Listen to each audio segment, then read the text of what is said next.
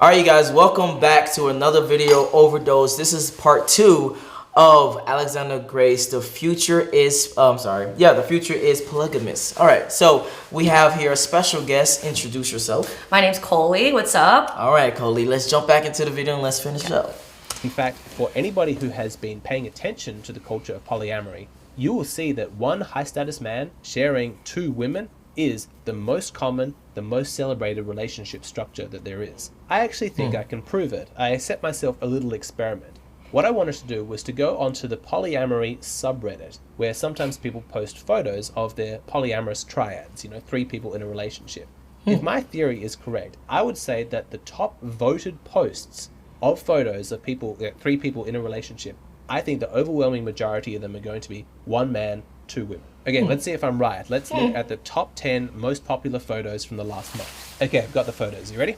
All right, here we go. He got like blurred things.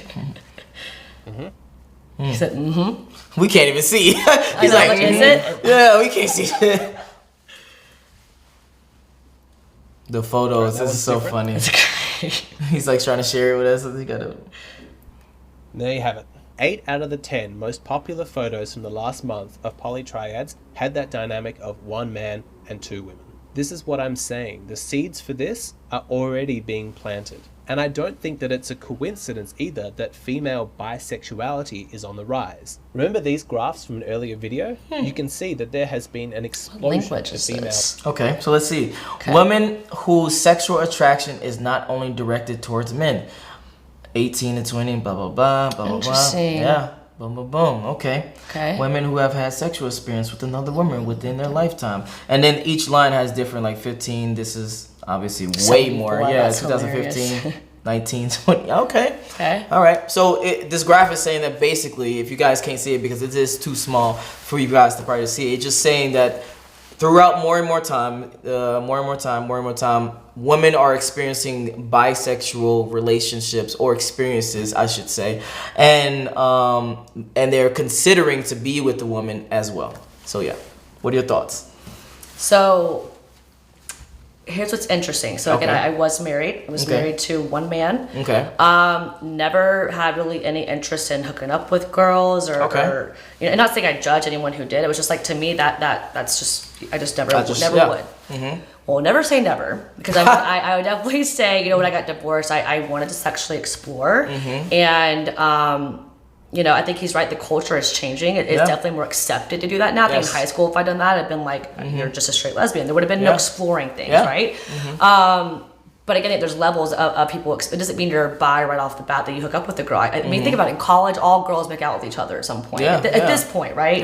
Things are changing. And so I think now that it's becoming more accepted, people are starting to explore a lot and kind of see what that means for them. Okay, got you. And for you personally, you were even saying that at first you was just like, man, and now it's like, okay, man, women, a little bit of women experiences, okay, still man type thing. For sure. Okay, got you. For sure. All right, so living proof. Let's go. Of bisexuality. The rate of increase is just incredible. Look at this graph. It used to be that female bisexuality sat at around 10%, but in 2015 it's at 40%, which means that now in 2020 it's probably even higher. And in this graph you can see how much more common it is for women to have had a sexual experience with another woman. Now, I'm not saying that in a polygamous arrangement the women have to be sexual with each other, but a certain degree of female bisexuality certainly makes the arrangement a lot more palatable. And what caused this increase in female bisexuality? Did women's biology rapidly change in the course of a couple of decades? No, of course not. What changed was societal attitudes. Homosexuality and bisexuality are a lot more accepted now, and women are responding to the culture. Us human beings, we like to think that our sexuality is untouchable, unchangeable, that somehow it's been divinely ordained, or it's just inbuilt into our biology. Our sexuality, our relationship structures, those are just set and they're never going to change. But that's just not true. We are highly social creatures, and our sexuality and our relationship structures will change based on changes in the culture. Some people will say, but haven't humans always been monogamous? Or they might flip it and they'll say, well, of course human beings will be polygamous. That's how we are in our natural state. Neither of those statements is true. Human sexuality and relationship structures have changed numerous times throughout human history. And if you look at all of the hunter-gatherer tribes that still exist, you see that there is tremendous variation and differences in how they structure their relationships. Human sexuality often changes based on the individual culture. There is no one size fits all. Some of you might remember this graph from an earlier video, and I personally think that this may be one of the most important graphs I've ever shown on this channel, but it does take a little bit of explaining. By studying the amount of genetic variation on Y chromosomes... I feel like we're in class right now, but... I know. Let's continue. This graph. But I love watching these videos because you learn data, you learn graphs and stuff. Things I never considered, DNA, geneticists were able to determine how much of the collective gene pool of humanity was contributed by men and how much was contributed by women. These are the results. What you're looking at is, on the left, the number of men who are reproducing, and on the right, the number of women. As you can see, for most of human history, they're on par with each other. You know, it seems like basically as many women that were reproducing were as many men reproducing. That seems to indicate monogamy. However, there is a period here where you can see that the number of men who are reproducing rapidly declines, whereas the number of women reproducing continues on as normal. And this period lasts for... Was that a war? My theory is that the development of agriculture and cities concentrated power into the hands of a few wealthy men. Those powerful men took all of the women for themselves, and they had a period in human culture where everything was basically polygamous. But if that's the case, then why did it change? Why did things go from being polygamous to monogamous? Well, I think that the answer is that polygamy is absolutely terrible for social cohesion. Think of how terrible it would be in a small tribe if the chief of the tribe took all of the women for himself as wives. What incentive would there be for the other men who have no wives to contribute, to hunt, to build shelters? There would be resentment and possible mutiny brewing. And so a smart chief would... This conversation is getting a lot deeper than what I expected it to get. That goes into history. Okay. What are your thoughts? What are your perspective about polygamy as a whole? Because he's talking about polygamy as like a whole, as from like start of history like day to one of life, exactly to now. And he makes a good point. I never even thought about it shifting, and then now it's kind of shifting back. But he makes a point. I mean, you men, you got to feel important, right? Yeah. I mean, everyone does, but you guys have to feel like you are, like he said, adding value, and you're doing things for women. Like you want to take care of people in a way, right? Yeah.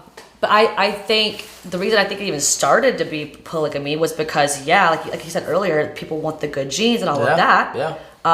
And you got to share that. But I think number two, end of the day, everyone wants to feel like they are the most important in someone's life. Like, trust me, been there. I agree 100%. I want to feel like you want no one else in this room, no matter how hot or pretty. That feels great. Reality is, people don't feel that way. Yes. Yes. No matter how much they love you. I mean, they're gonna look the other way sometimes, or they'll do anything. But like, I would say even if they love you. But go ahead. Yeah, no, you're exactly right. People don't know what that is half the time. But but I think that's where it all shifted. Was people got a little selfish. They wanted it for themselves. They wanted to be the only one. The guy probably liked feeling like, oh, in her life I'm the man, but like you really kind of aren't either. So I think that's where it probably did shift. But I see it shifting back because I think women are kind of like, okay, I mean, that they're curious too. And it used to be like, men can look the other way, but women can't. And I think now women are like, no, women cheat a lot more probably than men do sometimes now, they just get away with it better. They're much more, exactly calculated, So I think that's where I think now it is shifting back, and I see why. That's interesting what he said about, the chief and adding value. That's interesting. No, that's very interesting. Because it's interesting because that's where the world is actually going towards. I think I've looked at another video of his and of other people who has the data and stuff like that. I think it's like 70%, not 70%, 90% of women prefer the top 10% of men. So it's like majority, if not all, basically all of women want the top 10% of men. And so now it's like the bottom, average dudes is like, where's my women at? Where's my bitch? 100%. And so again, it used to be about, the nice guy. They don't, girls don't give a shit anymore. They'll friend zone you. Guess what? We're going to be best friends. But I'm not going to be with you. And I think women also have been maybe hurt and burned a lot by men. So they're like, fuck it. go for money and all of that, and who cares? Yeah. You know, I've heard girls say on the show, if you below 6 feet, you the homie.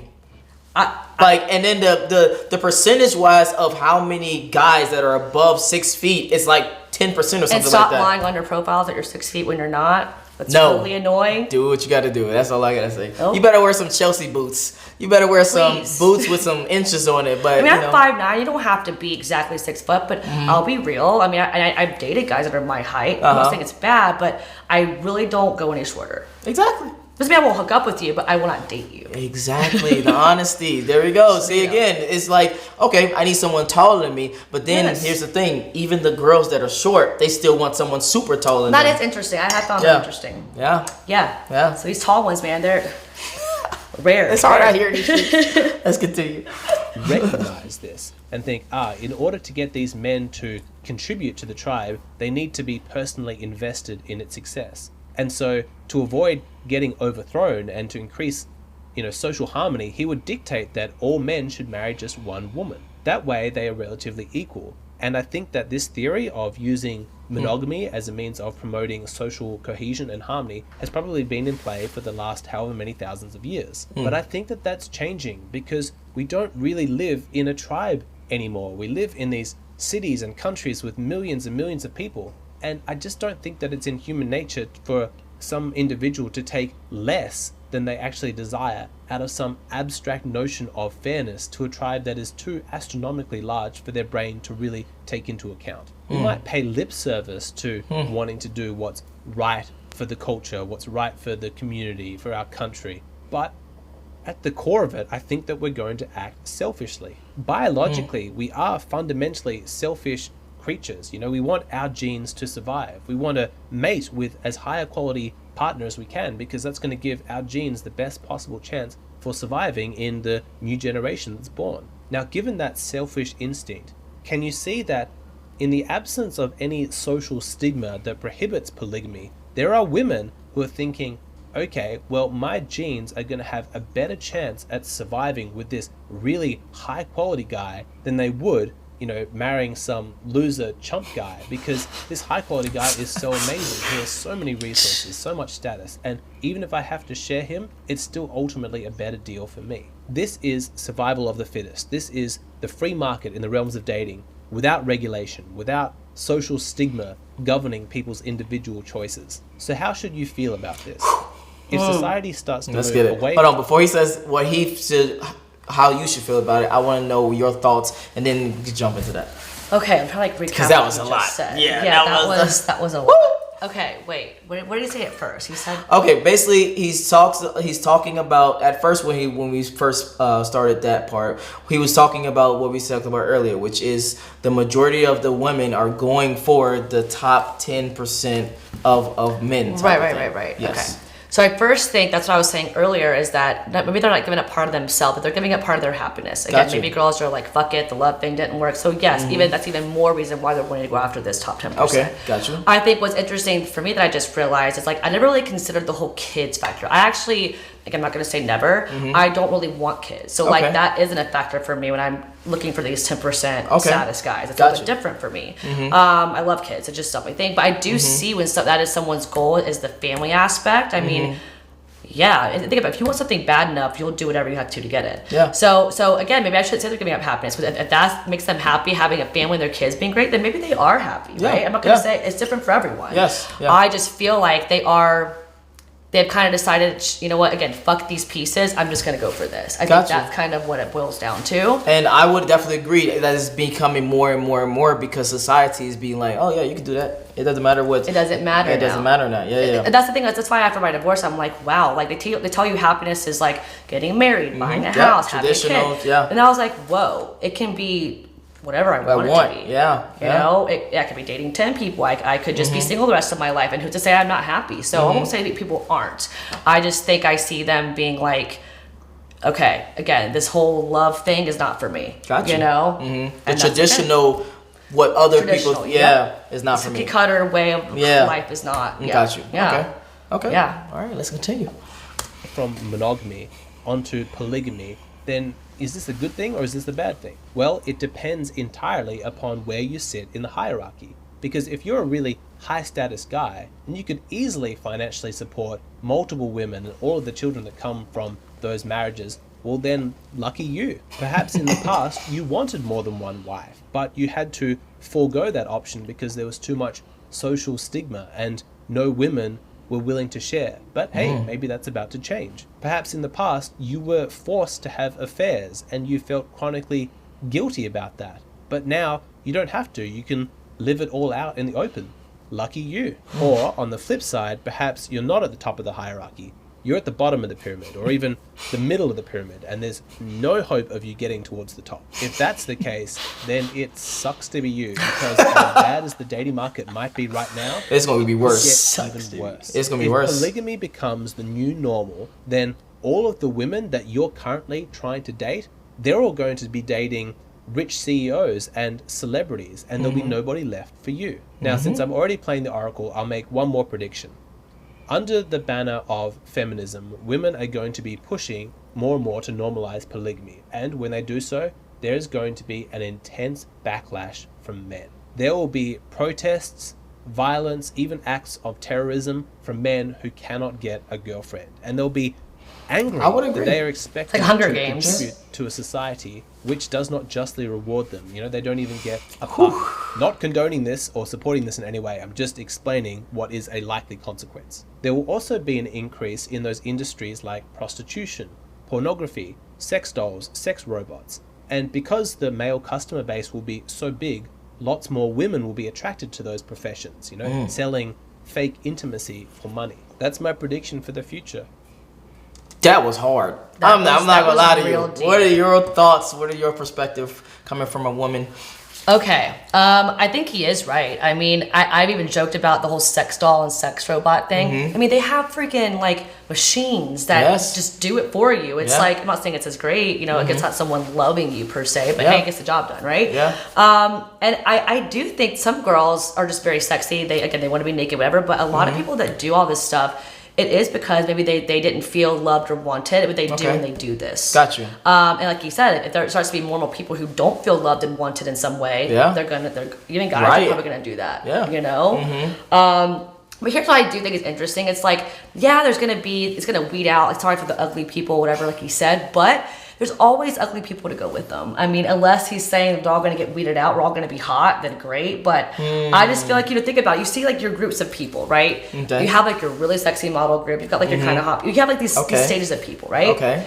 But then you have like where I grew up. There's some people like, how do I put this? Live a different way of life, right? Okay. But in their community, like this one guy, he is popular in the trailer park, okay? He's got 3 kids, like 3 different women. Everyone wants him. Like, got you. In our other world, probably no one would want him. Yeah. But in that world, I mean, he's a hot commodity, right? Okay. Yeah. So I feel like it's because they probably all actually realize I can't get Ryan Gosling, but hey, I got this guy over here. And he's the head honcho of this community. Yeah. Okay. Yes, I would agree, but I will definitely disagree on the part, because even those ugly quote unquote people that you're talking about, since we have the internet now, since we have this free way of information to be able to see what you could get, now it's like, oh, I still don't want him. Because I can get access to this 10. So for instance, see what you're saying. Yeah, you see what I mean? So if you got 10 people, 10 guys, 10 girls, 8 of those girls, if not all of them, will go for the top dude. So now the dude that's at the bottom, he's not getting nothing now. No, the second one not getting nothing. The third one's not getting nothing. The fourth one's not getting nothing. Now, if you had to like 8, 7 top of those, you might be getting something. But the ones that's low, way down there is not getting nothing. You're actually you make a good point, because it would maybe think of that as well. Is like, okay, guys, and no offense, but they'll really fuck anything sometimes when they need it. Like, it's not about you being the hottest. I'm sorry, most of my guy friends have even told me, like, I'm like, why'd you hook up with that girl? He's like, I don't know, I just needed it. Like, wasn't like he fat chicks, I mean, just so to your point, guys will do that. Most girls, I would say, probably wouldn't just fuck anything. So like, you are right. I mean, those guys aren't gonna get as much. Even the ugly girls might get something. Off looks. Looks. I want to be very clear. Exactly. I want to clarify exactly. Very clear. Yes. Yeah. Well, based off that, even some of the not as pretty girls are still gonna get action, because guys they don't really give a shit. The girls do. So some of the unattractive men, probably are gonna suffer a little bit because And then when you say unattractive, again, I'm saying it's not about attractiveness. It's about more so about status, money, and resources and things like that. Because